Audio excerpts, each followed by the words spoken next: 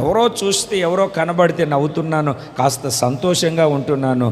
ఏమాత్రం నాకు సంతోషం లేదండి.